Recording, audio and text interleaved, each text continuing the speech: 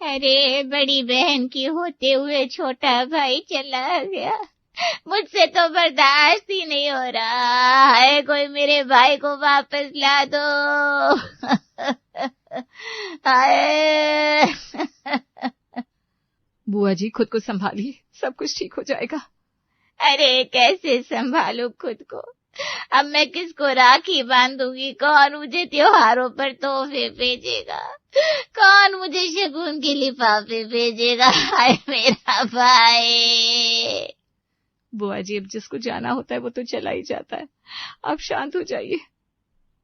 आप मुझे छोड़कर चले गए, अब मेरा क्या होगा इस बुढ़ापे में आपके बिना? आप क्यों चले गए? पापा अभी तो आपने मेरी और वीर भैया की शादी भी नहीं देखी, आप क्यों चले गए?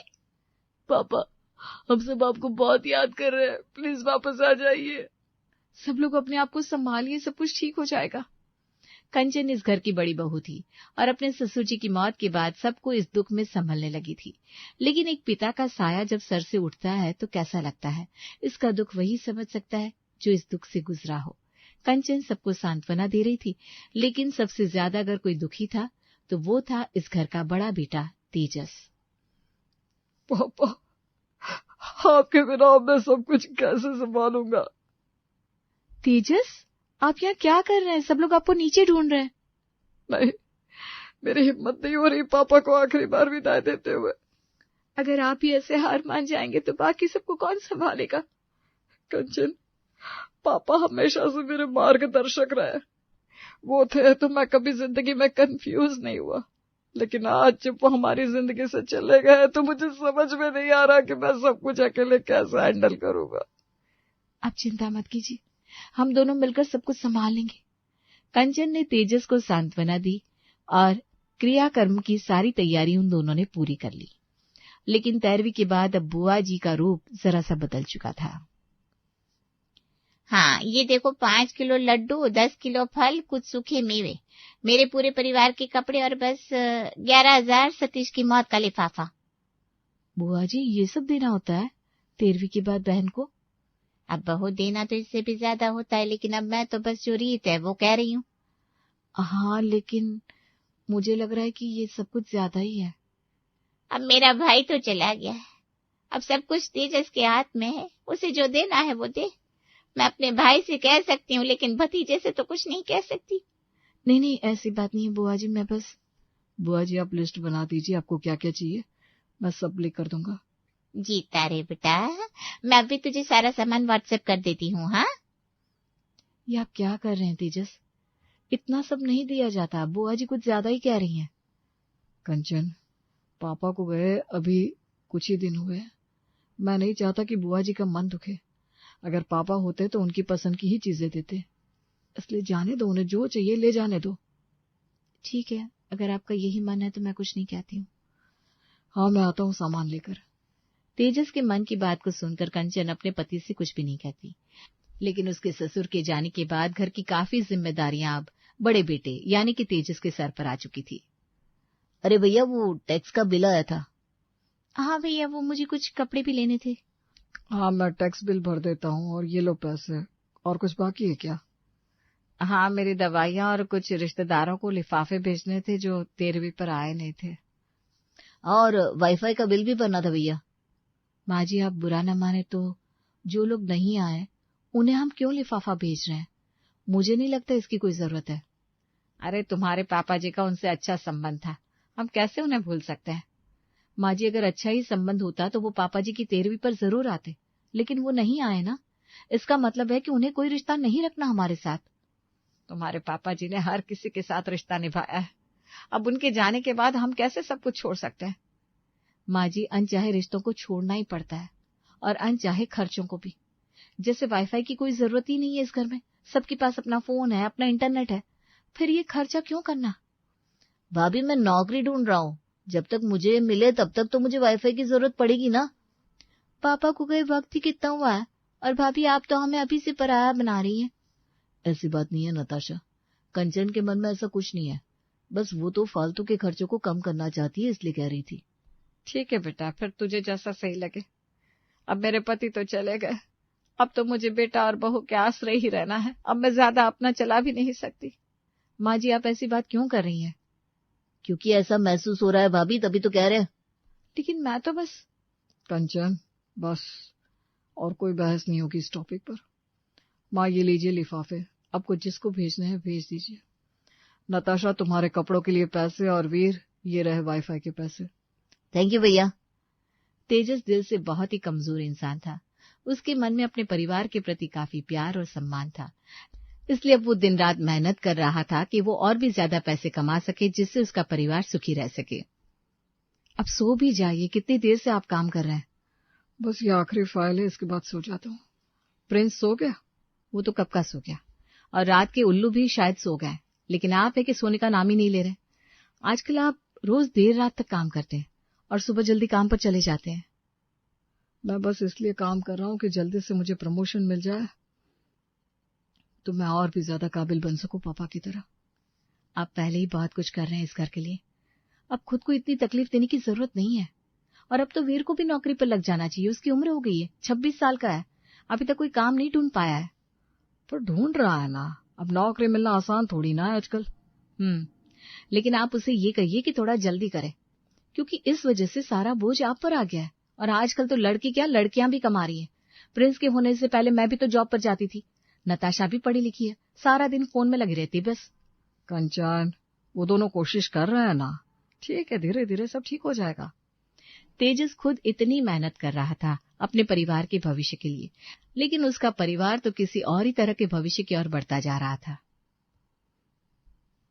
कैसी बात कर रहे हो, मुझे शर्म आ रही है।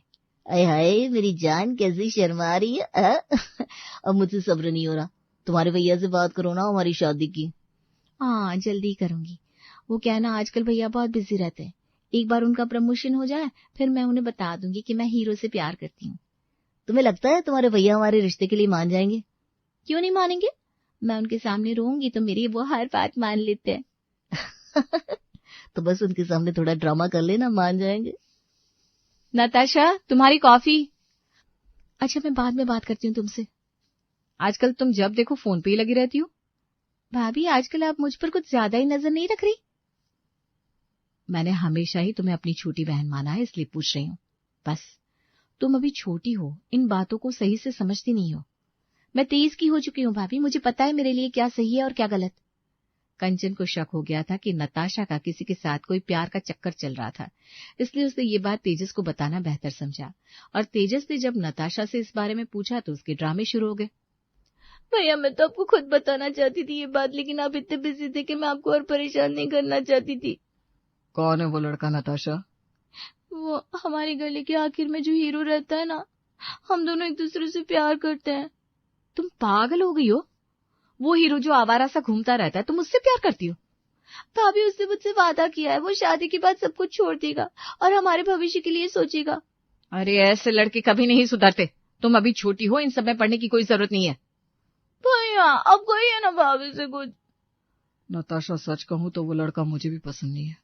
उसके पास ना पैसा है, ना ही कोई अच्छी नौकरी है। क्या करोगी तुम उसके साथ शादी करके?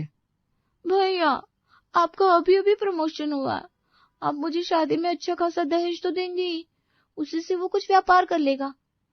इसका मतलब वो तुम्हारे पैसों से ही व्यापार करना चाहता है? खुद की मेहनत उसे करनी ही नहीं?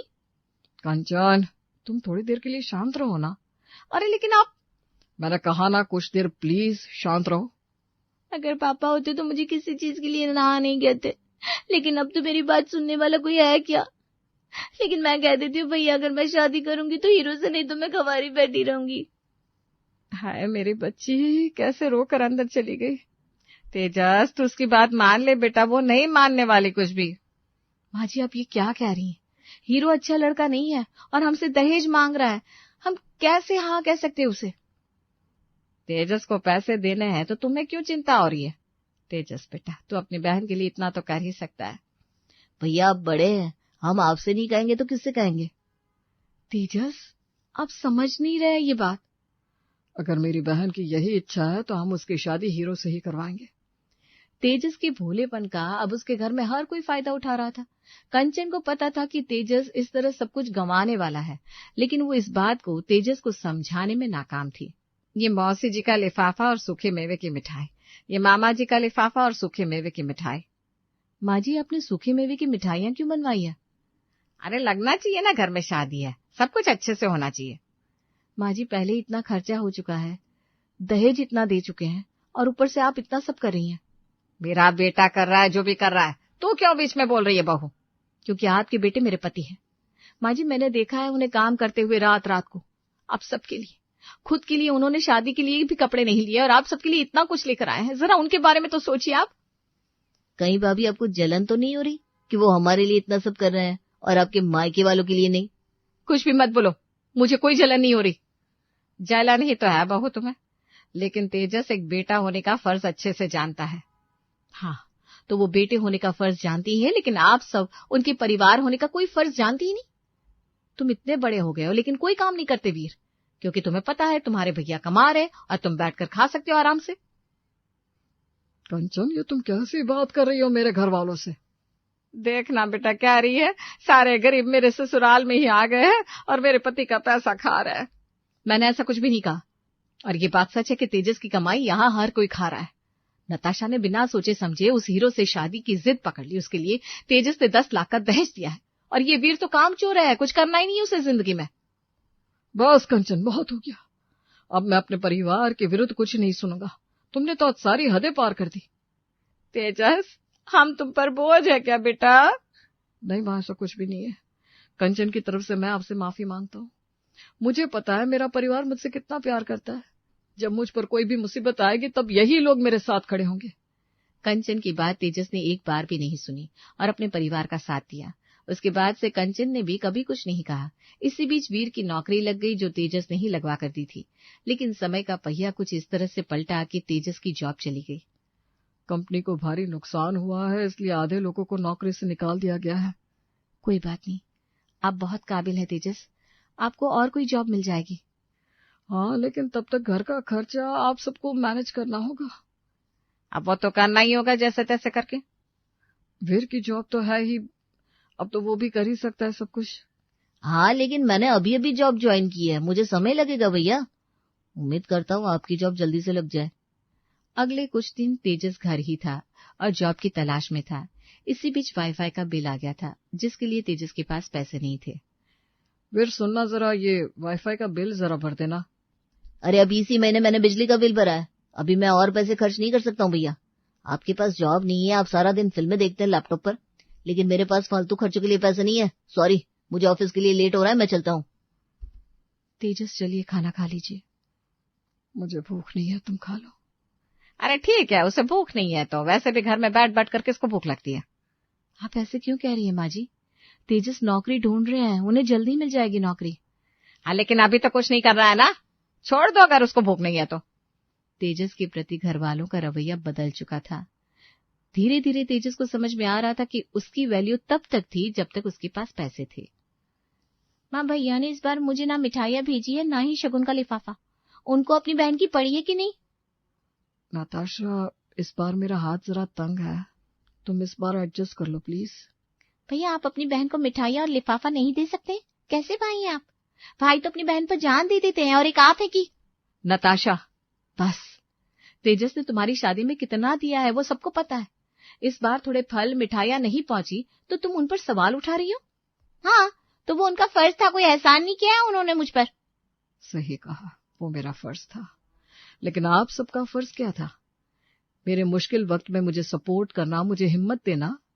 लेकिन आप लोगों ने तो अपना असली चेहरा ही दिखा दिया। कंचन ने मुझे कितनी बार कहा कि मत करो तेजस ये सब, अपने लिए पैसे बचाओ, लेकिन मैंने नहीं सुनी। अपने बच्चे के लिए तक मैंने पैसे नहीं रखे, सिर्फ इस दिन के लिए कि आप सब मुझे दोष दें। लेकिन आप लोगों के तसल्ली के लिए बता दूं कि मेरी जॉब नहीं गई है। मुझे दिल्ली में नया घर और जॉब का ऑफर मिला है। मुझे लगा मैं आप सबको सरप्राइज दूंगा बाद में, लेकिन अच्छा हुआ, मुझे एहसास तो हो गया कि सच्चाई क्या थी। अरे बेटा, तू तो यूं ही बुरा मान रहा है। हम सब चलेंगे तेरे नए घर में। हाँ नहीं माँ, वहां मैं और मेरी पत्नी जाएंगे, जिसने मेरा साथ कभी नहीं छोड़ा। और आप चिंता मत कीजिए, मैं आपको पैसे भेजता रहूंगा, लेकिन अब मैं अपनी पत्नी और बच्चे के लिए भविष्य बनाऊंगा। वैसे माँ जी, आपने सही कहा, सारे गरीब इसी ससुराल में है। बेटा सुन तो मेरी बात। पर कंचन और तेजस वहां से चले जाते हैं। रानी अपने परिवार वालों के साथ काफी खुश थी, और आखिर वो खुश होते भी क्यों नहीं। उसके ससुराल वालों की सोच खुले विचारों वाली जो थी, पर अक्सर बाहर काम करने के चलते रानी न तो अपने पति को समय दे पाती और न ही अपने घर वालों को। ऐसे ही एक रात रानी अपना फोन बेड पर पटक कर अपने सर पर हाथ रखकर बैठ जाती है। रानी को इतना परेशान देखकर रोहित उसके पास आता है और उसकी परेशानी का कारण पूछता है। क्या हुआ रानी, तुम इतने परेशान क्यों हो? क्या बताऊं रोहित, मैं बहुत थक गई हूँ। कल संडे है और संडे वाले दिन भी मुझे ऑफिस बुला रहे हैं। कभी कभी तो मैं अपने ऑफिस से बहुत परेशान हो जाती हूँ, पर क्या करूँ, ऑफिस छोड़ भी तो नहीं सकती ना। पर अब कर भी क्या सकते हैं। देख लो, तुम्हें जैसा ठीक लगे वैसा करो। रोहित वहां से उठकर सोने चला जाता है। रानी भी सो जाती है और अगली सुबह रानी सबके उठने से पहले ही ऑफिस चली जाती है। अब जब सब उठते हैं तो रानी को घर में ना देखकर सुमित्रा रोहित से पूछती है। रोहित, बहू कहाँ चली गई सुबह सुबह? मौज उसकी कुछ अर्जेंट मीटिंग थी, इसलिए उसको आज जल्दी ऑफिस जाना पड़ा। बहू भी ना अपने घर का जरा भी नहीं ख्याल रखती। ये नहीं कि आज संडे है घर पर रहूं, घर का ख्याल रखूं। अरे मेरी तबीयत भी ठीक नहीं है, नेहा भी कॉलेज के काम से बाहर ही रहती है। घर में उसका छोटा बच्चा भी तो है, उसका भी ख्याल नहीं उसको। माँ, आपको पता है वो भी परेशान है। कल रात वो उदास थी क्योंकि वो भी थक जाती है। हमें इस चीज का थोड़ा ध्यान रखना होगा। रोहित और सुमित्रा आपस में बात कर ही रहे थे, तभी उनके दरवाजे पर किसी की दस्तक होती है। जा बेटा, देख कौन आया है। सुमित्रा की बात सुनकर रोहित दरवाजा खोलता है, जहां वो देखता है कि उसकी पड़ोसन की बेटी काजल उसके दरवाजे पर अपने हाथ में खाना लिए खड़ी है। अरे काजल, तुम यहाँ, और तुम्हारे हाथ में क्या है? अरे कौन है? किससे तू इस तरह खड़े होकर बात कर रहा है? मैं हूँ आंटी काजल। हटो, अब मुझे आंटी जी से बात करने दो कि मैं यहाँ क्यों आई हूँ। काजल रोहित को साइड कर अंदर जाती है और टेबल पर खाना रख के कहती है। आंटी जी, मैं हूँ। भाभी जब सुबह जा रही थी ना, तब उन्होंने मुझे कहा था कि आज उन्हें जल्दी निकलना पड़ रहा है, वो आप लोगों के लिए खाना नहीं बना पाई, इसलिए उन्होंने मुझे खाना देने को कहा था। कह रही थी मैं आपका ध्यान रखूं क्योंकि आपकी तबीयत ठीक नहीं है। काजल के मुंह से ये बात सुनकर सुमित्रा की आंखें भर जाती है और वो अपने शब्दों को याद करते हुए बोलती है। मैं भी न जाने क्या क्या बोल रही थी बहू को। वो बेचारी मेरे बारे में कितना सोचती है, और एक मैं हूँ जो अपनी ही बहू को न जाने क्या क्या बोल देती हूँ। क्या हुआ आंटी जी, क्या सोचने लगी आप? कुछ नहीं बेटा, बस ऐसे ही। ऐसे क्या बना कर लाई है तू? आप ही देख लीजिए। आरुष कहाँ है? उसके लिए मैं बॉर्नविटा लेकर आई हूँ। वो अपने कमरे में सो रहा है ना? हाँ, ठीक है, मैं अभी उसके पास जाती हूँ और उसे उठा कर लाती हूँ। काजल तो वहां से चली जाती है, पर ये सब देखकर रोहित अपनी माँ से कहता है। देख रही हो माँ, आपकी बहू आपका और हमारा कितना ख्याल रखती है, और एक आप है जो उसको कभी नहीं समझती। रोहित की बात सुनकर सुमित्रा उसकी बातों का कोई जवाब नहीं देती, बस मुस्कुराती रहती है। वहीं काजल भी आरुष को उठाकर ले आती है, जिसके बाद सभी लोग साथ में सुबह का ब्रेकफास्ट करते हैं। सुबह से शाम हो जाती है, पर अब तक रानी घर नहीं आई थी। शाम को एक बार फिर काजल खाना लेकर आ जाती है। अरे तू क्यों हमारी इतनी चिंता करती है? अभी रानी आती होगी। भाभी को आने में न जाने कितना समय लगेगा, और घर आकर थकी हारी खाना थोड़ी ना बनाएंगी। काजल की बात सुनकर अब सब शांत हो जाते हैं और खाना खाने लगते हैं। आज किसी को भी रानी का ख्याल नहीं आता। कुछ देर बाद काजल वहां से अपने घर चली जाती है और उसके जाते ही रानी आती है। काजल को अपने घर के बाहर देख रानी को कुछ समझ में नहीं आता। वो कोई रिएक्ट ना करते हुए घर के अंदर जाती है। रानी के हाथ में सामान रखा था। वो खुशी से अपने घर वालों को आवाज लगाती है। माँ जी, रोहित, आरुष, कहाँ हो आप? देखो आज मैं सबके लिए क्या लाई हूँ। रानी की आवाज सुनकर सभी बाहर आते हैं। रानी के हाथ में सामान देखकर रोहित पूछता है। रानी, ये तुम्हारे हाथ में क्या है? आज मैं लेट हो गई ना, तो मैंने सोचा क्यों ना मैं हम सबके लिए बाहर से कुछ लेकर आऊं। चलो आप सब डाइनिंग टेबल पर आ जाओ, मैं भी आप लोगों के लिए खाना निकालती हूँ। पर मम्मा, हमने तो खाना खा लिया। खाना खा लिया? पर कैसे? माँ जी की तबीयत खराब है। रोहित आप लोगों का ख्याल रख रहे हैं, तो फिर खाना बनाया किसने? काजल बुआ ने। क्या? काजल? पर वो यहाँ क्यों आई थी? मतलब मैंने तो उसको सुबह और दोपहर का खाना देने को कहा था, लेकिन वो रात को क्यों आ गई? हमें लगा रात का खाना भी तुमने ही कहा होगा देने को, इसलिए वो यहाँ आई है। वैसे भी तुम बिजी इतनी रहती हो। रोहित की बात सुनकर रानी कुछ नहीं बोलती और खाना वहीं रखकर चुपचाप चली जाती है। रानी को उदास देखकर रोहित उसके लिए खाना निकालकर उसके पास ले जाता है। क्या हुआ रानी? देखो, तुम काजल को गलत मत समझो, पर तुम आज बहुत लेट थी और इसलिए उसने हमारे लिए खाना बनाया। वो बात ठीक है, लेकिन क्या आप लोगों को मेरे लिए रुकना नहीं चाहिए था? अच्छा, आई एम सॉरी, बस आगे से हम ध्यान रखेंगे, पर फिलहाल तो तुम कुछ खा लो। रोहित की बात सुनकर रानी खाना खाती है। रोहित और रानी आपस में बात कर रहे थे, तभी वहां आरुष आता है और अपनी माँ से कहता है, मम्मा कल स्कूल में पीटीएम है, पीटीएम में मम्मी पापा का आना जरूरी है। हाँ बेटा, हम जरूर आएंगे। अभी रात ज्यादा हो रही है ना, एक काम करो, आप अपने कमरे में जाओ और सो जाओ। मम्मा आप आओगी ना? आरुष की बात सुनकर रानी रोहित का चेहरा देखने लगती है और आरुष को हाँ में जवाब देकर उसको उसके कमरे में भेज देती है। अब अगले दिन फिर रानी जल्दी जल्दी ऑफिस के लिए निकल जाती है। रानी अपने घर को, अपने बेटे को और अपने पति को जरा भी समय नहीं दे पा रही थी और आज तो उसके बेटे की पेरेंट्स मीटिंग भी थी, इसलिए वो अपने बॉस के पास जाती है हाफ डे लेने के लिए, पर उसका बॉस उसे हाफ डे देने से साफ मना कर देता है। वहीं आरुष अपनी माँ की राह देखता रहता है, पर रानी नहीं आती। तभी काजल वहां साड़ी पहन कर आती है। रोहित आज भी भाभी नहीं आई, अगर तुम बुरा ना मानो तो क्या मैं आरुष की पीटीएम में आऊँ उसकी बुआ बनकर? वैसे भी यहाँ नेहा नहीं है, आंटी बीमार है, तो क्या मैं? काजल की बात सुनकर रोहित उसको हाँ कर देता है और आरुष की पेरेंट्स मीटिंग को अटेंड करता है। शाम को जब रानी घर आती है तब, आई एम सो सॉरी बच्चा, मुझे छुट्टी नहीं मिली, मैंने बात की थी सर से, बट मम्मा मुझे आपसे बात ही नहीं करनी। आरुष वहां से चला जाता है और रानी रोहित की तरफ देखने लगती है। रोहित, सच में मैं आना चाहती थी, पर बस करो रानी, कोई बात नहीं, तुम्हारी जगह काजल ने अटेंड कर ली मीटिंग। रोहित, मैं ये क्या देख रही हूँ? मतलब मैं ऑफिस में बिजी क्या हुई, काजल का आना जाना कुछ ज्यादा ही नहीं हो गया? हर चीज में काजल। अरे तो क्या हो गया? अब तुम अपने बच्चे को टाइम नहीं दे रही, इसमें हमारी तो गलती नहीं है ना? रोहित भी आज रानी से गुस्से में बात करके वहां से चला जाता है। इस बात से परेशान रानी भी उदास हो जाती है और अब वो काजल के बारे में कुछ ज्यादा ही सोचने लगती है। अगली सुबह रानी जब अपने ऑफिस जा रही थी तो उससे पहले वो काजल से मिलती है। आइए ना, बैठिए। नहीं काजल, मैं बैठने नहीं बल्कि तुम्हें कुछ समझाने आई हूँ। थैंक यू, तुम इतना ख्याल रख रही हो, पर अब से तुम मेरे घर के मामले में मत आओ। मतलब अब मेरे घर में मत आना, चाहे कुछ भी हो जाए। मैं अपनी फैमिली को देख लूंगी, समझी? काजल कुछ नहीं समझ पाती। वहीं रानी भी अपनी बात बोलकर चली जाती है और परेशान होकर ऑफिस में हेड डाउन करके लेट जाती है सपने में। काजल रानी के मना करने के बाद भी रानी के घर जाती है और सबका ख्याल रखती है। उसका ऐसा नेचर देखकर सुमित्रा उससे कहती है, काजल सच में तू बहुत अच्छी है, और एक मेरी बहू को देख, वो इतनी बिजी है, होश और हवास ही नहीं है अपने घर का। पता नहीं क्यों मैंने अपने बेटे की शादी उससे करा दी। मुझे तो तुझे अपनी बहू बनाना चाहिए था, पर कोई बात नहीं, वो कौन सा घर में रहती है, आज से तू ही मेरी बहू है। नहीं नहीं नहीं, काजल मेरी जगह नहीं ले सकती, मैं आपकी बहू हूँ माँ जी। नहीं नहीं नहीं नहीं नहीं, काजल नहीं। रानी चिल्ला रही होती है, तभी उसके चेहरे पर पानी आता है और वो सपने से बाहर आती है। रानी अब एक झटके से उठ जाती है और अपने आसपास देखने लगती है।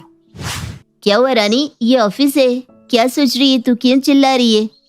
सॉरी, वो मैं थोड़ी परेशान हूँ। ऑफिस में हलचल देख रानी का बॉस उसके पास आता है और उसे अपने कैबिन में बुला लेता है।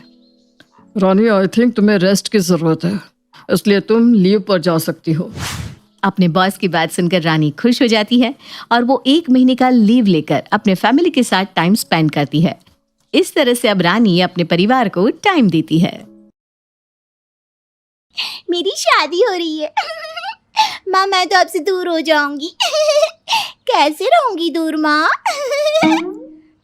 तो दुखी हो रही है या खुश हो रही है? दूर जाने की खुशी है या गम पता ही नहीं चलता। फिर बोले तुम मेरी बेटी को, अरे बेचारी हंसती ही तो है, अब बच्चा हंस रहा है तो भी दिक्कत। अरे बच्चा क्यों हंस रहा है, कहाँ हंस रहा है, ये भी तो देख लिया करो। बस बच्चे की हंसी में कुर्बान हो रहे हो। अब माँ तो सारा दिन बेटी के साथ रहती है।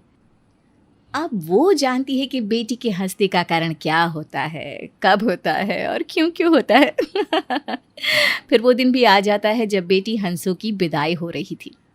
माँ रो रही थी, सास समझा रही थी, लेकिन बेटी, चिंता ना करें बहन जी, आपकी बेटी हमारी बेटी जैसी ही है, हम पूरा ख्याल रखेंगे, रोइए मत समधन जी। माँ आप ना अपना ख्याल रखना। और मेरी याद आए ना तो ऐसे ही रो लेना माँ, जैसे मैं रो रही हूँ। अरे बेटा, माँ रो रही है, तू हंस रही है। माँ ना मेरा बेटा लाखों में एक है, लेकिन माँ से बिछड़ने का दर्द थोड़ा तो होना ही चाहिए ना। वो रो रही है बहन जी, बस थोड़ी अदा अलग है उसकी। वो तो ठीक है भाई साहब, लेकिन क्या बहू ऐसे ही हंसते हुए रोती है? बस समझ लीजिए कि आप लोगों के घर से आज से रोना धोना खत्म। मेरी बेटी हमेशा हंसेगी, दुख में भी और सुख में भी। और जहाँ बहू बेटी हंसती है वो घर स्वर्ग बनना तो तय है।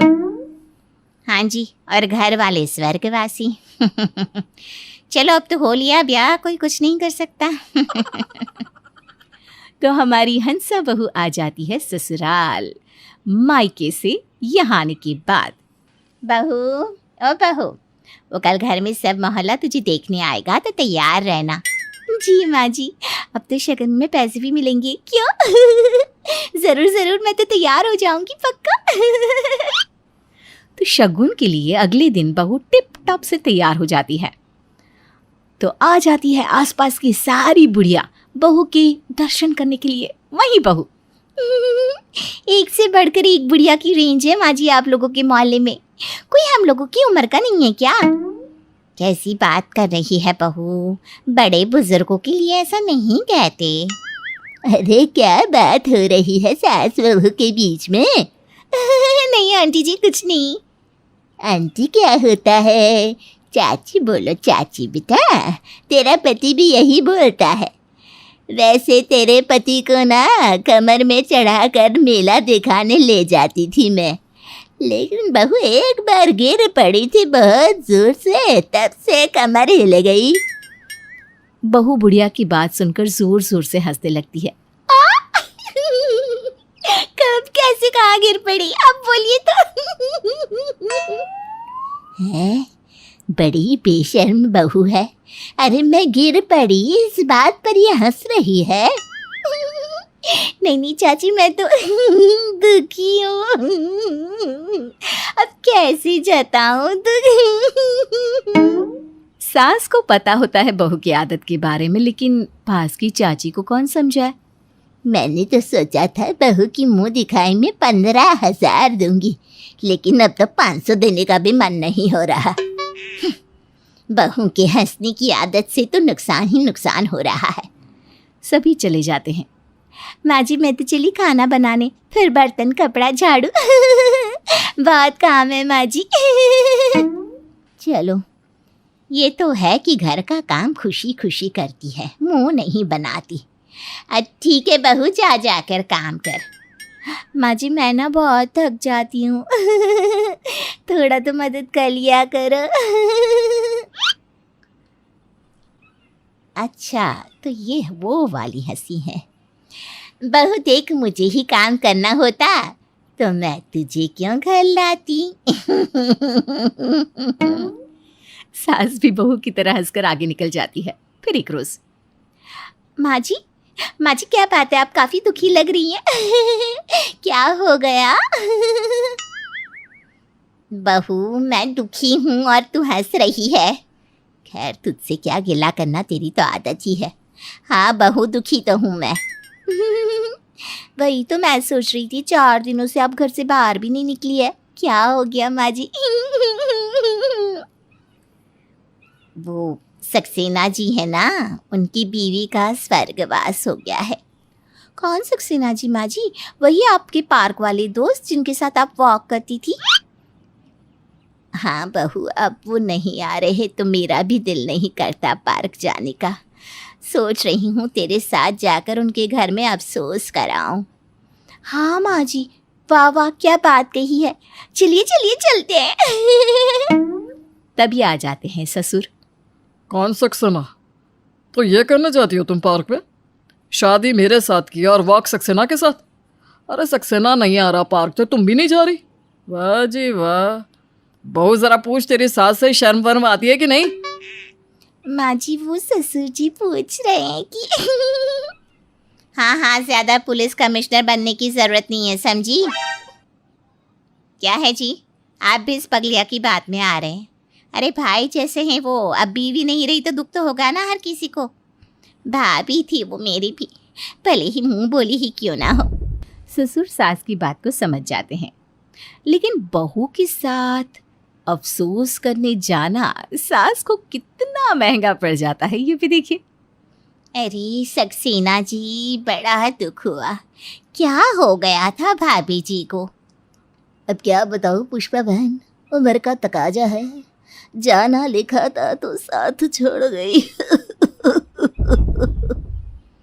सास सक्सेना को रोता देखकर उसकी पीठ पर हाथ रख देती है। अरे भैया शांत हो जाइए, शांत हो जाइए। जो भाग्य में लिखा है वो तो होना ही है, क्यों? बस ये बोलना ही था कि बहू हो जाती है शुरू। आपकी बीवी क्या गई, मेरी सास ने तो वॉक करना भी बंद कर दिया। आपको अकेलेपन की पड़ी है, यहाँ मेरी सास सिंगल से फिर डबल हो गई। और पता है आज पापा जी को क्या लगा? अरे चुप हो जा बहू, चुप हो जा। उनकी बीवी नहीं रही है, दुखी है वो। क्या माँ जी, देखिए ना मुझे भी तो दुखी है ना। क्या हो रहा है यहाँ पर है? बहन जी तुम अपनी बहू को लेकर निकलो यहाँ से। ये ना हो कि मुझे तुम्हें यहाँ से धक्के देकर निकालना पड़े। मेरी बीवी नहीं रही और तुम लोगों को मजाक सूझ रहा है। अरे निकलो यहाँ से। सास बेचारी बहू को लेकर रिश्ते सुधारने गई थी, लेकिन बहू ऐसी निकली कि खैर घर आकर सास बहू को खूब झाड़ती है। इतना बोलती है कि मैं अब ना इस घर में नहीं रह सकती, मैं जा रही हूँ। अरे पर हुआ क्या बताओगी? देखो वो माँ के मुंह बोले भाई हैं और तुमने क्या कर दिया? किसी की मौत पर हंसी उड़ाना सही नहीं है ना। मैं नहीं रहना चाहती अब, प्लीज़ मुझे मेरे मम्मी पापा के घर भेज दीजिए थोड़े दिनों के लिए। पति देखता है कि हर बात पर हंसने वाली उसकी बीवी अचानक से शांत कैसे होगी। अच्छा ठीक है हंसा, थोड़े दिनों के लिए चली जा तू, जब ठीक लगे तो वापस आ जाना। हंसा मायके जा रही होती है, वो सास के पैर छूती है। हाँ हाँ निकलो, अभी निकलो। ऐसी बहू तो भगवान किसी को ना दे। माँ बस करना, देख वो कैसे जा रही है। बेचारी कल से एक बार भी हंसी नहीं है। अरे ना हंसी, मैं तो कहती हूँ जीवन भर रोए ये। निकाल इसे घर से बाहर।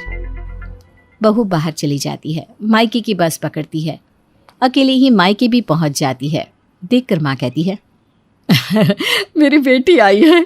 अरे बेटा दामाद जी कहाँ है? बेटी कुछ नहीं बोलती, वो सीधे अपने कमरे में चली जाती है। अरे मैंने तो हंसती खेलती बेटी भेजी थी, ये क्या कर दिया इन लोगों ने। देखो लग गई ना नजर मेरी बेटी को। बेटी खाने के टेबल पर आती है, खाना खाती है और सीधा रूम में। बात करिए जी दामाद जी से।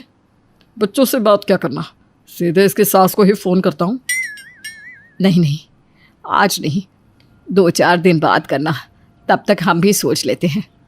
उधर ससुराल में पति भी शांत हो जाता है। वो भी घर में शांति से खाता पीता और किसी से बात किए बिना अपने कमरे में चला जाता। कैसा सा घर हो गया है बहू के जाने के बाद, जैसे मनहूसियत ही फैल गई है। भगवान, बहू के बिना घर कैसा लग रहा है। बहुत याद आती है बहू की। 2-4 दिन बाद सास बहू को लेने उसके मायके पहुंच जाती है। बहू सास को देखकर उनके गले लग जाती है। माँ जी मुझे माफ़ कर दीजिए, मैं कभी भी अब नहीं हंसूंगी।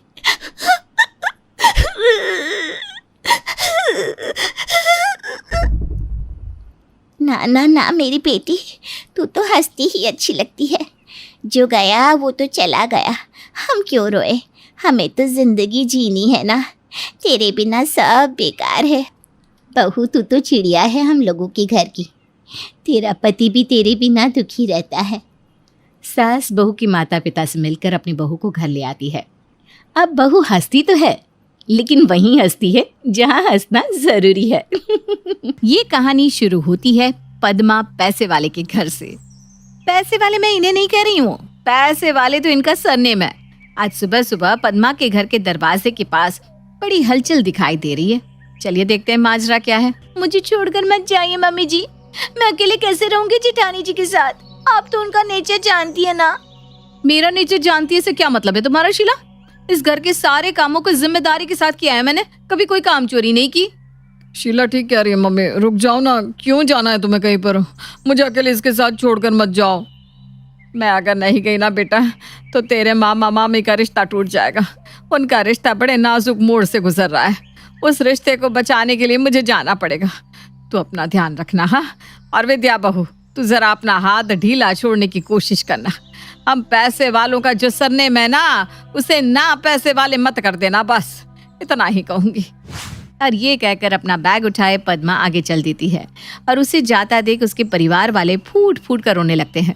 मैं जा रहा हूँ दुकान। ये कहकर विनोद विद्या के सामने से आगे बढ़ रहा था कि उसका पैर गलती से विद्या के पैर पर पड़ जाता है और विद्या की हवाई चप्पल टूट जाती है। पैर अड़ जाने से विनोद भी फिसल कर गिर जाता है, पर विनोद को ना उठाते हुए विद्या कहती है, कर दिया ना कल्याण, पूरे 3 साल से ये चप्पल पहन रही थी मैं, आज तक इसमें एक खरोच नहीं आने दी मैंने। पता है कितनी मुश्किल से मैंने इसे फेरी वाले से 50 रुपए में लिया था। अब मिलने वाला है क्या ये चप्पल 50 में? कम से कम 70 तो लग ही जाएंगे। अरे विद्या मैं गिर गया हूँ, मुझे उठाने के बजाय तुम चप्पल को देख रही हो। तो आप ही के कारण तो ये चप्पल टूटी है ना। देखिए इसका फीता निकल गया, 50 का चप्पल है। अब इसे बनवाओ, बनवाने में 10 रुपए बेकार में लग जाएंगे। सुबह सुबह नुकसान करना है बस आपको। चल छोटी, तू सुई धागा निकाल कर मुझे दे, मैं इसे सी लेती हूँ। सुई धागे से कभी चप्पल सिला जाता है क्या जेठानी जी? आप गिर जाओगे। मैं गिर जाऊंगी? तू ना अभी सच में बच्ची है, जब तक माँ जी घर पर नहीं आती मैं तुझे ट्रेन कर दूंगी, चिंता मत कर, चल अंदर। अब तो आपको अंदाजा लग ही गया होगा कि पद्मा के अपने घर से बाहर जाने से उसकी परिवार वाले रो क्यों रहे थे और विद्या क्यों नहीं रो रही थी। अंदर जाकर शीला खाने की तैयारी करने लगती है और उसे किचन में देखते ही विद्या फौरन अंदर भागती है। ये इतनी सारी सब्जियां क्यों काट रही है तू? अरे शिमला मिर्ची क्यों ले ली? रख रख नीचे। 200 रुपए किलो है शिमला, और 1 किलो में मुश्किल से 5 शिमला चढ़ता है। वो भी विनीत न जाने क्यों 1 पाव शिमला ले आया था। 20 दिन से वही शिमला चला रही हूँ मैं। तू तो एक बार में खत्म कर देती।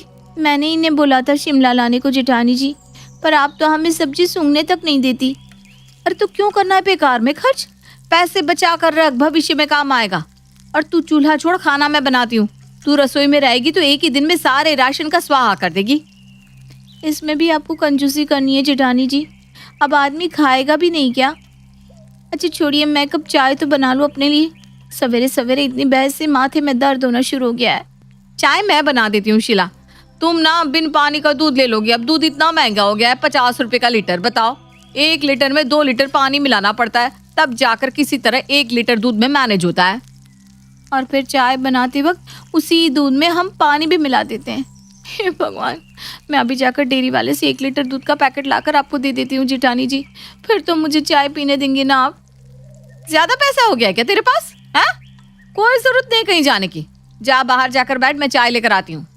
और वैसे भी दूध की चाय ना लीवर खराब करती है, बिना दूध की चाय पी अच्छा रहेगा। विद्या की कंजूसी की आदत से सभी परेशान थे, पर जब तक पद्मा घर पर थी बाकी लोग बचे हुए थे। पर पद्मा के जाते ही सब पर जैसे पहाड़ टूट पड़ा। बचत की देवी ने तो बचत की हद ही पार कर दी। अगले दिन पैसे वाले की पूरी फैमिली पड़ोसन शैलजा के घर एनिवर्सरी पार्टी पर जाती है। चलो अभी तो खाने को मिलेगा। क्या क्या गुसुर पुसुर कर रहा है तू? सुन लो, जिसे जो खाना है आराम से यहाँ खा लो, मुझे कोई दिक्कत नहीं है।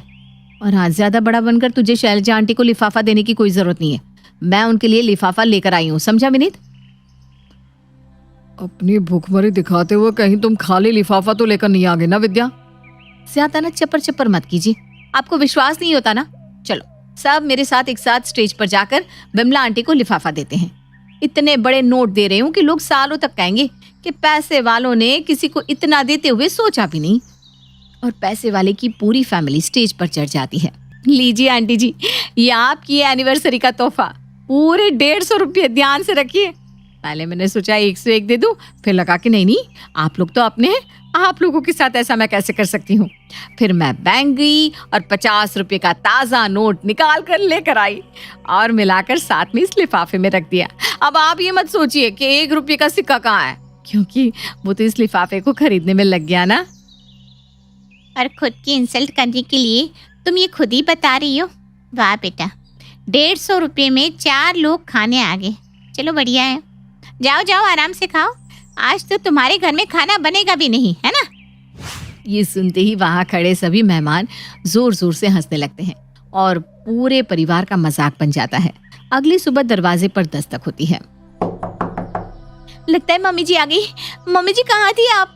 ये कहते हुए भागकर जैसे ही शीला दरवाजा खोलती है तो सामने देखती है कि सामने उसकी सास नहीं पर उसके मामा ससुर खड़े हैं। मामा जी आप? तो क्या करता, तेरी सास के समझाने के बाद भी तेरी मामी सास मानने को तैयार ही नहीं हो रही थी बेटा, इसलिए यहाँ आ गया। चल अब मुझे खाना खिला, बड़ी जोरों की भूख लग रही है। रुक जा छोटी, तू कहाँ रसोई में जा रही है? मैं ला कर देती हूँ मामा जी को खाना। बैठिए ना मामा जी।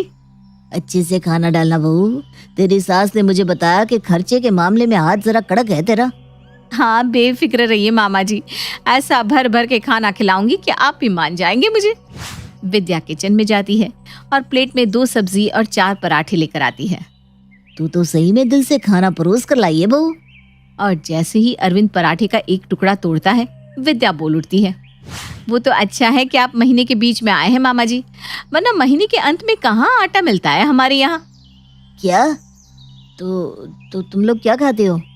बस किसी तरह भगवान दिन पार करवा रहा है मामा जी। भूखी उठती जरूर हूँ पर सोती नहीं। क्यों छोटी? इसके पहले कि आपके सामने से ये थाली चली जाए, आप खाना खा लीजिए मामा जी। पराठे के उस टुकड़े को जैसे ही अरविंद आलू टमाटर की सब्जी में डुबोता है कि फिर विद्या बोल पड़ती है, ये लाए थे कल 1 पाव टमाटर, बात इज्जत की थी तो मैंने बिना कुछ सोचे बना दी टमाटर की सब्जी। आपके लिए एक पूरा का पूरा टमाटर आपकी ही सब्जी बनाने में चला गया, पर क्या कर सकते हैं, अपनों के लिए इतना तो खर्च करना ही पड़ता, वरना मम्मी जी बड़ी नाराज हो जाती ना मुझसे। ये सुनते ही अरविंद अपने पराठे के टुकड़े को आलू टमाटर की सब्जी से निकालकर शिमला प्याज की सब्जी की ओर बढ़ने लगता है। विनीत ले आया था शिमला मिर्च, वरना कौन खाता है शिमला, बताइए आप ही। पहले के जमाने में शिमला मिर्च कोई खाता था क्या? बस ये आलू प्याज और 1-2 सब्जी। हाँ आजकल ना ये सब जबरदस्ती की नौटंकी है। 200 रुपए की किलो है भाई, कोई खाए तो खाए कैसे, खाने वाले को ये हैजा हो जाए। 20 दिन से इसे सोने की तरह इस्तेमाल कर रही हूँ मैं, पर आप आए तो बिना सोचे समझे शिमला मिर्च की सब्जी बना दी। देख ले छोटी, अब अगर मम्मी जी कहेंगी कि मेरे भाई का ध्यान नहीं रखा तुम लोगों ने तो तू सबूत है। हाँ 20 दिन पुरानी सब्जी है ये बहू। तो हम कोई शाही घराने के तो है नहीं ना मामा जी कि रोज रोज ताजी ताजी सब्जियां मंगवाए। इसी कंजूसी के कारण तेरी मामी सास और मुझ में कलेश चलता है। उसका घर इसीलिए तो छोड़ आया मैं, सोचा था यहाँ शांति मिलेगी, पर तू तो तेरी मामी सास से भी 2 कदम आगे निकली। मैं जा रहा हूँ वापस अपने घर, तुझे तेरा घर मुबारक। और तभी दरवाजे से पद्मा अपनी भाभी के साथ वहां आती है। तो अभी तो कहेगा कि भाभी कंजूस है, अब जब मेरा बेटा ऐसी बहू के साथ रिश्ता निभा सकता है तो मेरी भाभी में क्या कमी है? कोई कमी नहीं है दीदी, मुझे माफ कर दे मेरी अर्धांगिनी।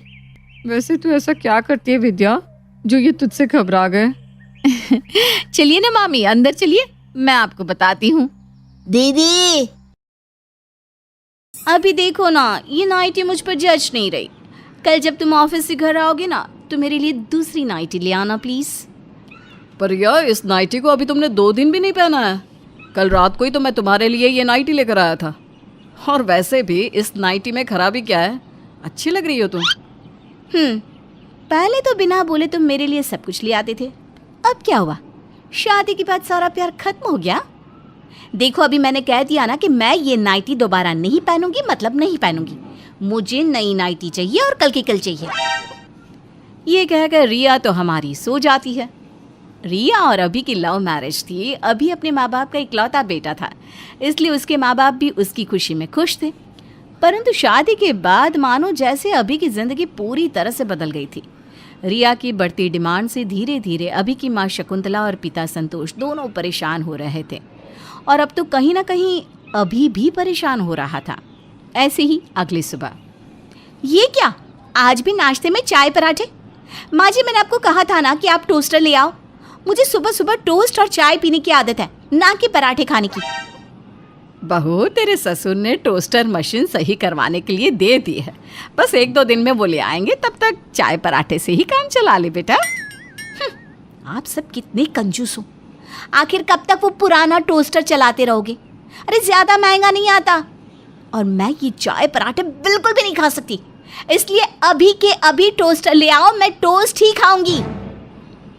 एक बार फिर से रिया अपनी फरमाइश देकर वहां से चली जाती है।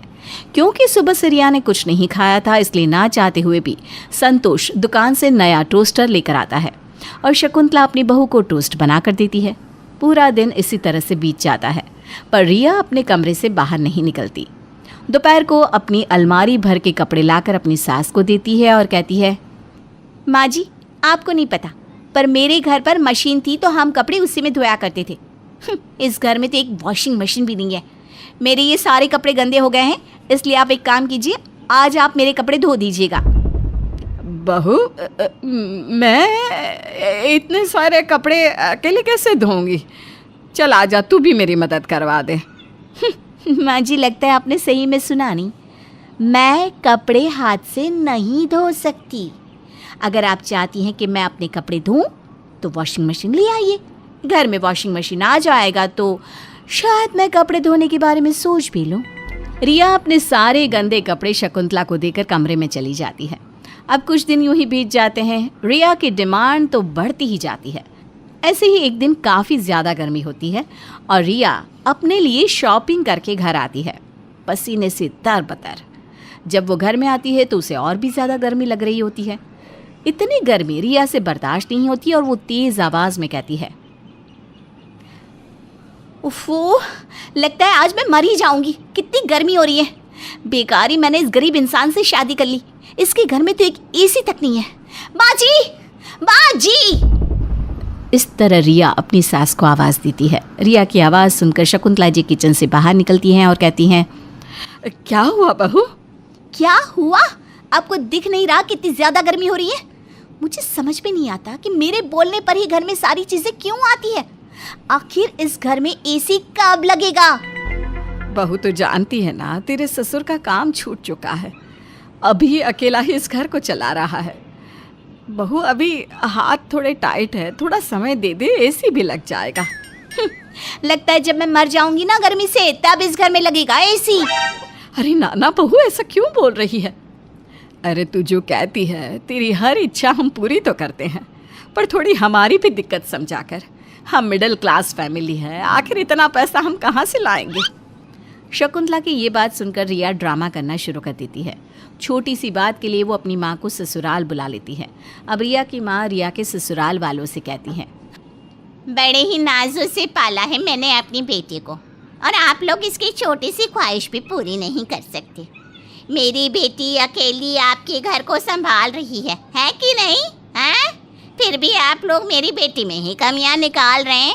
कभी कभी तो मुझे लगता है कि मैंने गलती की अपनी बेटी की लव मैरिज करवा कर।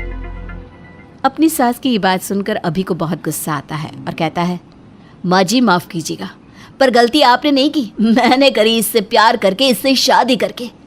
अरे जब से हमारी शादी हुई है तब से इसकी डिमांड बढ़ती जा रही है, बढ़ती जा रही है। इसकी डिमांड पूरी करते करते थक चुका हूँ मैं। माँ ने क्या गलत बोला? सही तो कहा। हम मिडिल क्लास से हैं, हमारे पास इतने पैसे नहीं है कि वो जो कहे जब कहे पूरा हो जाए। अब बात काफ़ी हद तक बढ़ जाती है, पर शकुंतला नहीं चाहती थी कि उसके घर की बात बाहर जाए, इसलिए वो माफ़ी मांग कर बात को रफा दफा कर देती है। अब इसी तरह से कुछ दिन बीत जाते हैं और रिया हर छोटी छोटी बात पर अपने मायके वालों को बुलाकर घर में ड्रामे करने लगती। ऐसे ही एक दिन, बस बहुत हो गया, कुछ दिनों में मेरे बुआ की लड़की की शादी है और मैं अपने मायके जा रही हूँ। शादी में मुझे रानी हार पहनना है। अगर आज रात आप लोगों ने मुझे रानी हार नहीं दिलाया तो मैं आप लोगों के ऊपर झूठा केस कर दूंगी कि आप लोग मुझे दहेज के लिए परेशान करते हैं, मुझे टॉर्चर करते हैं। मेरे पास प्रूफ भी है। मैंने अपनी एक डायरी बनाई है जिसमें मैंने साफ साफ लिखा है कि आप लोग मुझे खाने को नहीं देते, मेरे मायके जाने नहीं देते, और मेरे माँ बाप ने दहेज का जो भी सामान दिया था वो सब आपने रख लिया। ऊपर से मुझे और दहेज के लिए परेशान करते हैं। रिया, तुम्हें अपने मायके जाना है तो जाओ, पर अब मेरी इतनी औकात नहीं कि मैं तुम्हारी ख्वाहिशों को पूरा कर सकूं। रही बात झूठे केस की, तो तुम शौक से मुझे दहेज के झूठे केस में अंदर करवा सकती हो, क्योंकि जब तहकीकात होगी ना तो तुम ही फंसोगी, क्योंकि मैं और मेरी मां निर्दोष है। अभी बेटा तू क्या कह रहा है? अगर बहू ने गुस्से में आकर सच में केस कर दिया तो तेरी जिंदगी बर्बाद हो जाएगी। देख, बहू के मायके वाले समझदार हैं, हमें उन्हें यहाँ बुलाकर शांति से बैठकर बात करनी चाहिए। शकुंतला के समझाने पर अभी मान जाता है और शकुंतला रिया की माँ को घर बुलाती है। पर जब रिया की माँ घर आती है तो वो भी रिया की ही तरह अभी और उसके माता पिता को धमकी देने लगती है। अरे क्या गलत कह रही है मेरी बेटी हैं? मेरी बेटी बिल्कुल सही है। और रही बात तुम लोगों की, तो तुम जैसे न जाने कितनों को मैं और मेरी बेटी बेवकूफ़ बना चुके हैं। अरे तुझसे पहले भी मेरी बेटी की 2 शादी हो चुकी है, वो भी लव मैरिज, और इसी तरह से हमने उनसे खूब पैसे लूटे और बाद में उनके ऊपर झूठा दहेज का आरोप लगा दिया। बेचारे आज तक जेल में बैठकर चक्की पीस रहे हैं। अगर तुम चाहते हो कि तुम्हारे साथ ऐसा कुछ ना हो तो मेरी और मेरी बेटी की डिमांड पूरी करते जाओ। ओह, तो दोनों माँ बेटियाँ मिली हुई हैं। वैसे बहुत अच्छा प्लान बनाया आप दोनों ने, पर मैं आप दोनों से एक सवाल करना चाहता हूँ। अगर हम आपकी सारी डिमांड पूरी करते रहेंगे तो बदले में हमें क्या मिलेगा? जेल। जैसे आपने मुझसे पहले और 2 बेगुनाह लोगों को फंसाया है, वैसे ही आप दोनों माँ बेटी हमारे साथ भी करोगी? मुझे तो पहले ही शक था कि रिया अपने मायके वालों से मिली हुई है, इसलिए आप दोनों को जो करना है करो, पर मैं अब आप लोगों को ना तो पैसे दे सकता हूँ और ना ही डिमांड पूरी कर सकता हूँ। अभी रिया और उसकी माँ की खोखली धमकियों से नहीं डरता, और जब रिया अभी और उसकी फैमिली के ऊपर झूठा केस दर्ज कराती है तो अभी एक रिकॉर्डिंग सुनाता है जिसमें रिया की माँ अभी और उसकी फैमिली को धमकी दे रही थी। फिर क्या था, रिया और उसकी माँ का किया उनके ही ऊपर उल्टा पड़ जाता है और इस तरह से अभी और उसकी फैमिली दहेज के झूठे आरोप से बच जाती है। तो वहीं रिया और उसकी माँ को उसके किए की सजा मिलती है। आज तक जो हुआ सो हुआ, लेकिन मेरी भगवान से यही प्रार्थना है कि आज के बाद मेरा सामना तुझसे फिर कभी ना हो। विनीता और सुजाता एक ही कॉलेज में पढ़ती थी, लेकिन कॉलेज के पहले दिन से लेकर आज आखिरी दिन तक उन दोनों के बीच 36 का आंकड़ा बना हुआ था। एक दूसरे से बात करना तो दूर, वो दोनों तो एक दूसरे की शक्ल तक देखना पसंद नहीं करती थी। इतना ही नहीं, कई बार छोटी छोटी बातों ने उनके बीच ऐसा तूल पकड़ा कि उनकी हाथापाई तक हो गई थी। एक दिन, देखो, ये तुम दोनों के लिए आज आखिरी वार्निंग है। अगर आज के बाद तुम दोनों के खिलाफ एक भी कंप्लेन आई तो मैं दोनों को कॉलेज से बाहर कर दूंगी। और एक बात का ख्याल रखना, जो स्टूडेंट कॉलेज के डिसिप्लिन का ख्याल नहीं रख सकते उन्हें यहाँ तो क्या कहीं पर भी एडमिशन नहीं मिल सकता।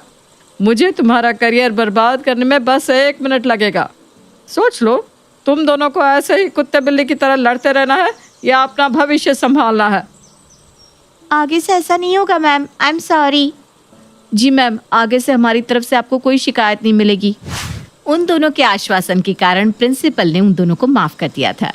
प्रिंसिपल की वार्निंग के कारण अगले कुछ सालों तक खुलकर तो उन्होंने झगड़ा नहीं किया, लेकिन एक कोल्ड वॉर हमेशा उनके बीच चलता ही रहा। कुछ सालों के बाद विनीता की शादी शहर के एक अच्छे बड़े घराने में हो गई और वो शादी करके अपने ससुराल आ गई। विनीता, कंपनी मुझे 2 साल के लिए लंदन भेज रही है। अगर सब सही रहा तो मैं लंदन के टेन्योर को आगे भी बढ़ा सकता हूँ। पति की बात सुनकर विनीता की खुशी का कोई ठिकाना नहीं था। कुछ ही दिनों में वे दोनों लंदन पहुंच गए थे। देखते ही देखते विनीता और विजय को विदेश गए पूरे 2 साल का लंबा वक्त गुजर गया। एक दिन, बेटा विनीता, एक बहुत बड़ी खुशखबरी है। बस अब तुम दोनों वापस आने की तैयारी कर लो। जल्दी बताइए ना मम्मी जी कि क्या खुशखबरी है। मैंने छोटे के लिए लड़के पसंद कर लिया। अब तुम दोनों आ जाओ तो उनकी एंगेजमेंट करा दे। अरे वाह मम्मी जी, ये तो बहुत ही अच्छी खबर सुनाई आपने। सच्ची, मैं तो ऐसा धमाल मचाने वाली हूँ ना अपने देवर की शादी में कि सब बस देखते ही रह जाएंगे। क्या नहीं बेटा, तू ये समझ ले कि सब तुझे ही करना है। मैं तो बस दूर से आशीर्वाद दूंगी, काम तो सब तुझे ही निपटाने होंगे। विनीता अपने पति विजय को अजय की शादी के बारे में बताती है। देखो विनीता, इस समय मैं बहुत काम में फंसा हुआ हूँ। अभी तो मैं इंडिया नहीं जा सकता। तुम ऐसा करो, मम्मी को बोल दो, वो लोग तैयारी शुरू कर दे, हम लोग शादी में पहुंच जाएंगे। क्या आप भी? घर में पहली शादी है और आप कह रहे हैं कि हम लास्ट मोमेंट पहुंचेंगे। देखो विनीता, हम लंदन में हैं, कोई लाल चौक में नहीं है कि रिक्शा लिया और घर पहुंच गए। बहुत सारी चीज़ें मैनेज करनी होगी। और हाँ, मैं कोशिश करता हूँ कि मेरा काम खत्म हो जाए तो शायद हमें वापस भी ना लौटना पड़े। धीरे धीरे 4 महीने बीत जाते हैं और आखिर में वो दिन आ ही जाता है जब विनीता इंडिया जा रही थी। देखो विनीता, फ्लाइट लेट हो गई है। तुम जो भी कपड़े पहनने वाली हो उसे लेकर सीधा पार्लर पहुंच जाना, फिर तैयार होकर ही हम लोग वेन्यू तक पहुंचेंगे। माँ से मेरी बात हो गई है, सब लोग हमें वहीं मिलेंगे। विनीता बहुत उत्साहित थी। एक तो वो 2 साल बाद सबसे मिलने वाली थी, ऊपर से देवर की शादी में जाने की खुशी उसके चेहरे पर दिखाई दे रही थी। शादी में पहुंचने के बाद, बहू, सिर्फ तुम्हारे कारण हमने बहू से स्टेज पर घूंघट कराया है। अब जाओ और जाकर सस्पेंस खत्म करके घूंघट उठाकर अपनी देवरानी से मिल लो। विनीता स्टेज पर जाकर जैसे ही अपनी देवरानी का घूंघट उठाती है, उसके पैरों के नीचे से जमीन ही खिसक जाती है। तुम मेरी देवरानी, तुम यहाँ क्या कर रही हो? तुम्हारी हिम्मत भी कैसे हुई मेरे देवर के साथ शादी करके मेरे घर में घुसने की? भूलो मत, जिस तरह से तुम इस घर की बहू हो ना, मैं भी इस घर की बहू बनने जा रही हूँ। अरे बेटा, देवरानी जेठानी मिलते ही सास की बुराइयां करने लगी क्या? अरे भाई, बहुत समय मिलेगा तुम दोनों को आपस में बात करने का। अभी फिलहाल विनीता बहू तुम यहाँ आ जाओ। विनीता बहू देखो, अब तुम आ गई हो तो अपनी जिम्मेदारी संभाल लो। ये लो, फेरों से पहले तुम्हें ही ये गहने पहनाकर अपनी देवरानी को फेरों के लिए तैयार करना है। मम्मी जी, मैं? अरे तू नहीं तो और कौन? जेठानी का हक होता है अपने देवर के लिए बारात लेकर जाने का और उसकी दुल्हनिया को डोली में बिठाकर घर लेकर आने का। अरमान तो मेरी भी बहुत थे मम्मी जी, लेकिन इस सुजाता को अपनी बहू बनाकर आपने मेरे सारे अरमानों पर पानी फेर दिया। मेरी सारी खुशी हवा हो गई है। अब देवर की शादी में नाचना तो दूर, मैं तो सही से मुस्कुरा भी नहीं पा रही हूँ। अरे सारी दुनिया छोड़कर आपको मेरी जानी दुश्मनी मिली थी इस घर की बहू बनाने के लिए। जिस लड़की की मैं शक्ल तक दिखना नहीं चाहती, अब सारी उम्र वो मेरी आंखों के सामने मेरी देवरानी बनकर नाचेगी। हे भगवान, ये क्या किया तुमने? कुछ देर बाद, विनीता बहू, जाओ ये गहने लेकर जाओ और अपने हाथों से सजाकर अपनी देवरानी को फेरों के लिए लेकर आओ। जी मम्मी जी। कमरे में, ये लो तुम्हारे गहने और उन्हें पहनकर खुद ही तैयार हो जाओ। और हाँ, मुझसे कोई उम्मीद रखने की जरूरत नहीं है। मैं अपने जीते जी कभी तुझे अपनी देवरानी नहीं मानने वाली, आज नहीं और कभी नहीं। अरे चल चल, तुझे क्या लग रहा है मैं तुझे अपनी जेठानी बनने के लिए मरी जा रही हूँ क्या? वो तो मैं बस मेहमानों का लिहाज कर रही हूँ, वरना तुझे तो मैं धक्का मार कर भगाती। मेरी शादी में बिना बुलाए आने की तेरी हिम्मत भी कैसे हुई? तुझ पे बड़े सुरखाब के पर लगे हैं ना, जो मैं तेरी शादी में बिना बुलाए घुसाऊंगी। मैं यहाँ बस अजय के लिए आई हूँ, और अब अगर तूने अपनी गंदी जुबान से एक भी शब्द कहा ना, तो मैं सारी बातें जाकर माँ जी को बता दूंगी। कहीं ऐसा ना हो तेरी बदतमीजी के कारण तेरे दरवाजे तक आई बारात वापस लौट जाए। और हाँ, एक बात और, आज के बाद ना मुझे नाम से बुलाने की गलती मत करना। जिठानी हूँ मैं तेरी, तो आज के बाद मुझे क्या कहकर बुलाएगी? जी भाभी जी, समझ गई? घर पहुँच कर। बेटा विनीता, आरती उतारो अपनी देवरानी की और गृह प्रवेश कराओ। और सुजाता बहू, तुम भी पैर छूकर अपनी जेठानी से आशीर्वाद ले लो। देखो, ससुराल में ना सास के बाद सबसे बड़ा पद जेठानी का ही होता है, समझी? ये बात आपने बिल्कुल ठीक कही मम्मी जी, लेकिन आपकी छोटी बहू ने अभी तक मेरे पैर नहीं छुए। लगता है आपकी आवाज इसे सुनाई नहीं दी है। सास के कहने पर देवरानी सुजाता बेमन से अपनी जेठानी के पैर छू लेती है। जैसे आज मेरे पैर छुए हैं, ऐसे ही जीवन भर मेरे पैर छूने होंगे तुम्हें। मुझसे पंगा लेने की इससे बड़ी सजा तुम्हें और क्या मिल सकती है? शुरू में तो दोनों देवरानी जेठानी बस छिप छिप कर ही अपनी रंजिश निकाल रही थी, लेकिन शादी के कुछ समय बाद तो जैसे दोनों एक दूसरे के बिल्कुल आमने सामने आकर खड़ी हो गई थी। बेटा, शर्मा जी के यहाँ उनकी बेटी की शादी है, दोनों तैयार हो जाना। अगर ये जाएगी तो मैं नहीं जाने वाली। तो मैं कौन सा तुम्हारे साथ जाने के लिए मरी जा रही हूँ? भाभी जी, मैं भी नहीं जाने वाली। आप सोच लीजिए माँ जी, या तो मैं जाऊंगी या फिर ये। पता नहीं कौन से जन्म के पापों की सजा मिली है मुझे, जो मैं तुम दोनों को ब्याह कर अपने घर ले आई। जंगली भैंसों की तरह सिंग से सिंग भिड़ाकर दिन भर लड़ती रहती हो। अरे शर्म नहीं आती तुम दोनों को? और सुजाता, तू तो कुछ शर्म कर ले, तेरी जेठानी है वो। मम्मी जी, इन्हें इस बात की शर्म है कि मैं उनकी देवरानी हूँ। इज्जत देने पर ही इज्जत मिलती है। अब वो जमाना नहीं रहा कि जेठानी उल्टी बात करे तब भी देवरानी जेठानी के पैर धोकर पीती रहे। जेठानी होगी तो अपने घर की। मम्मी जी, मुझे इस बदतमीज सुजाता के साथ एक घर में नहीं रहना। अरे इसकी शक्ल भी देख लेती हो ना तो मेरा पूरा दिन खराब हो जाता है। आप बस घर का बंटवारा कर दीजिए ताकि ये मेरे सामने ही ना पड़े। सुजाता और विनीता ना तो घर का कोई काम खुशी से करती थी और ना ही कोई मेहमान आ जाए तो उनको चाय नाश्ता देती। देवरानी अपनी अकड़ में रहती और जेठानी अपनी अकड़ में, जिसके कारण भुगतना सास अनीता को पड़ रहा था। अंत में तंग आकर अनीता घर के बीचों बीच एक लकीर खींच देती है और घर की सुख शांति के लिए दोनों बहू को अलग कर देती है। कुछ ही दिनों बाद जेठानी विनीता गर्भवती हो जाती है, जिसके कारण वो वापस लंदन नहीं जा पाती। अब घर में बस विनीता, सुजाता और अनीता ही बचे थे। दोनों बेटे काम के लिए घर से दूर रह रहे थे। एक दिन, बेटा विनीता, मेरी सहेली की हालत बहुत खराब है, मैं उससे मिलने के लिए जा रही हूँ, तुम अपना ख्याल रखना। हाँ बेटा, 9वां महीना चल रहा है तेरा, ऐसे में तुझे अकेले छोड़कर जाने का मेरा भी मन नहीं कर रहा, लेकिन इमरजेंसी ना होती ना बेटा तो तुझे छोड़कर कभी ना जाती।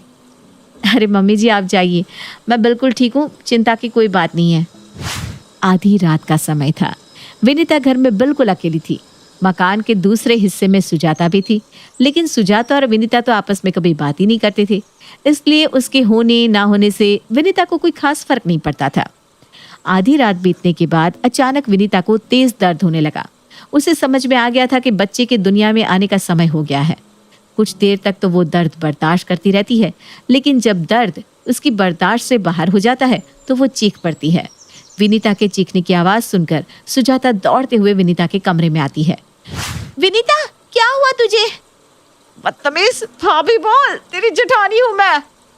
हाँ, ये कर ले पहले, बाद में बताना हुआ क्या है। मुझे बहुत तेज दर्द हो रहा है, हिला भी नहीं जा रहा। तुम यहाँ पर आराम से लेटी रहो, मैं गाड़ी निकालती हूँ, हम अभी हॉस्पिटल चलते हैं। तेरे साथ हॉस्पिटल में हरगिज़ नहीं जाने वाली। अरे तेरी मनहूस शक्ल देख ली ना तो मेरे साथ कुछ अच्छा नहीं होगा। बकवास बंद करो और चलो चुपचाप। सुजाता विनीता को अस्पताल ले जाती है, जहाँ विनीता एक स्वस्थ बच्चे को जन्म देती है। अच्छा हुआ आप इन्हें समय पर अस्पताल ले आए। बच्चे ने गंदा पानी पी लिया था। अगर हम समय पर ऑपरेशन ना करते तो बच्चे को खतरा हो सकता था। मुझे माफ कर दे सुजाता, अपने घमंड में चूर होकर मैंने तेरा बहुत अपमान किया। मुझे ऐसा नहीं करना चाहिए था। तेरा बहुत बहुत धन्यवाद। आप भी मुझे माफ कर दो भाभी, अपमान तो मैंने भी आपका बहुत किया है। क्या कहा भाभी?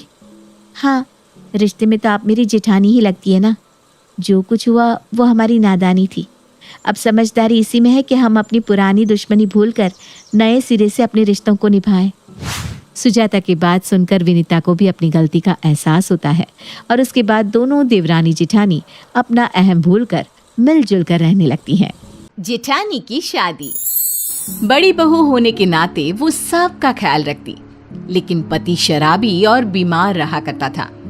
किसी ने शादी से पहले पति की कमियों के बारे में बताया नहीं था। ऐसे में भाभी, अब तुम कर भी क्या सकती हो, लोग तो बातें बनाएंगे ही। अब तुम एक के लिए दूसरे की जिंदगी थोड़ी ना खराब होने दे सकती हो। फिर भी दीदी, लोग सोचेंगे छोटे बेटे की शादी बड़े बेटे से पहले क्यों करवा दी, और इस तरह तरह तरह की बातें बनाएंगे। तो क्या करे, उसकी शादी करवा दे। दीदी शादी तो करवा देंगे, लेकिन कोई लड़की इससे शादी करने को तैयार भी तो हो। तुम इसकी चिंता छोड़ दो।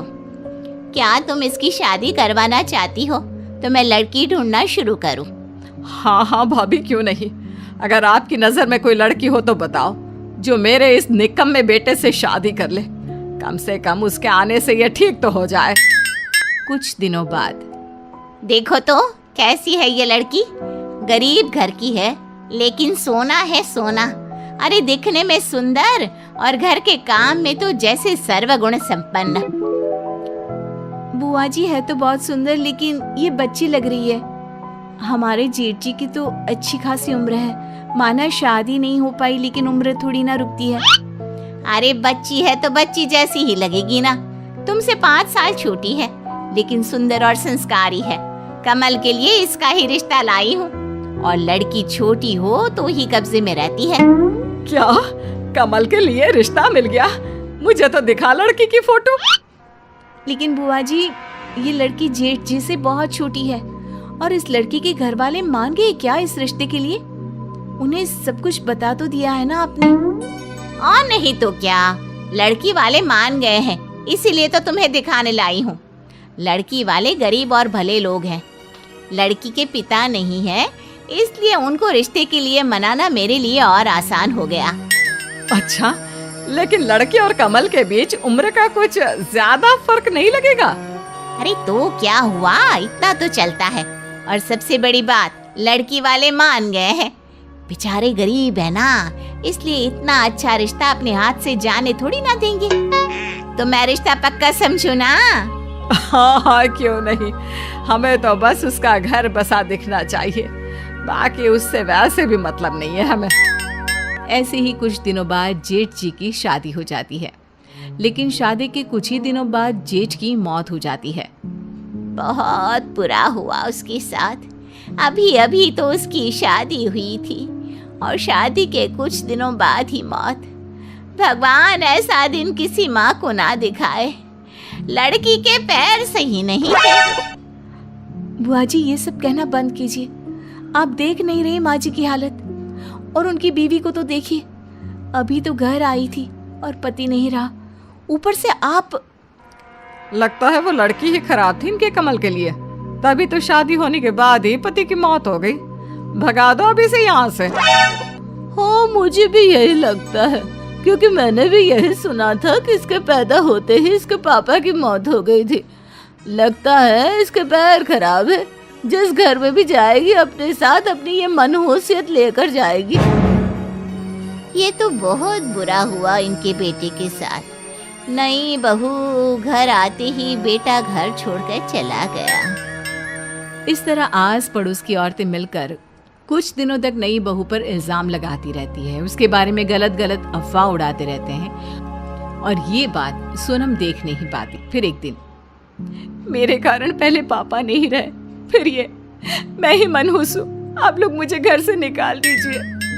नहीं भाभी, कैसी बात कर रही हैं? इन लोगों को तो जवाब मैं देती हूँ। फिर बहू पड़ोसियों को कहती है, आप सबको क्या लगता है जेठ जी के गुजर जाने का गम केवल मम्मी जी को है और जेठानी जी को नहीं?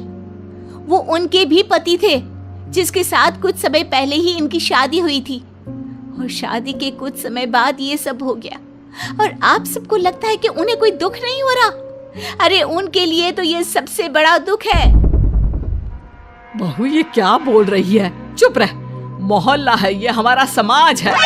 समाज ही तो है ना माँ जी, किसी भी हाल में खुश नहीं रहने देगा ये। मम्मी जी, आप इन लोगों को चुप रहने के लिए क्यों नहीं बोल रही? आप देख नहीं रही ये जेठानी जी के बारे में क्या क्या बोल रहे हैं? इनको लगता है कि जेठ जी की मौत जेठानी जी की वजह से हुई है। ऐसा तो नहीं है माँ जी। हाँ, मुझे भी पता है। वो अपनी हरकतों के कारण नहीं रहा। कितना समझाया था गलत संगत छोड़ दे, लेकिन नहीं। माँ जी, वो कोशिश कर रहे थे कि वो सब छोड़ दे, लेकिन देर हो गई। जब मम्मी जी आपको सब पता है तो आप इनको बोलती क्यों नहीं? सच में तो ये सब भी जानती हैं, लेकिन इन लोगों को बस बातें बनाने के लिए चाहिए जिसे ये कोस सके। सही कह रही हो ना? आप सभी जानते हो जेठ जी की मौत उनके खुद की वजह से हुई है, उनकी शराब पीने की वजह से। और जिस बुरे हालातों में हमें उस बेचारी औरत का साथ देना चाहिए, आप सब लोग मिलकर उसे कोस रहे हो। अरे बहू, तू गलत समझ रही है। उनके कहने का ये मतलब नहीं था। और बुआ जी, आप ही तो ये रिश्ता लेकर आई थी ना, आपने भी कुछ नहीं बोला। वो बेचारी लड़की जिसके पति की मौत अभी अभी हुई है, आप सभी लोग उसे हिम्मत देने के बजाय उसे कोस रहे हैं। अरे उस लड़की की तो पूरी जिंदगी बर्बाद हो गई है। उसे अपनी पूरी जिंदगी एक शराबी की विधवा बनकर गुजारनी पड़ेगी। सोचिए इस वक्त उस पर क्या गुजर रही होगी। जिस उम्र में उसे घूमना फिरना चाहिए, अपने जिंदगी को खोलकर जीना चाहिए, उस उम्र में वो एक विधवा बनकर काटेगी। और ऊपर से उसे ये भी सुनना पड़ेगा कि वो विधवा खुद की वजह से हुई है। ये सब है आप लोगों की सोच। शर्म आती है मुझे आप सब पर। तभी एक पड़ोसन बोल पड़ती है, तू तो बड़ी वकील बन रही है ना, तो करवा दे जेठानी की शादी। अरे कैसी बात कर रही हो, दूसरी शादी, वो भी बहू की? अरे हम ना करा पाएंगे, रहे इसी घर में, बनाए भी खिलाए भी। नहीं नहीं भाभी, अब ये पाप हम नहीं करेंगे। अरे ठीक ही तो बोल रही है छोटी बहू, हमने शादी कराई थी वो भी सब जानने समझने के बाद। हम अब बड़ी के लिए रिश्ता लेकर आएंगे। आखिर उसकी माँ ने मुझ पर भरोसा किया था, मैं अपना फर्ज निभाऊंगी। ये हुई ना बात। और अब हम करेंगे सारा खर्चा जेठानी जी की शादी का। हाँ सही बात है बहू, हमने इसके साथ धोखा किया। जिस बेटे को हम नहीं संभाल पा रहे थे उसे इस बच्ची के हवाले कर दिया। बहू की ये बात सुनकर सभी बड़ी बहू से माफी मांगते हैं और सास और देवरानी मिलकर अपनी जेठानी की दूसरी शादी करवाते हैं।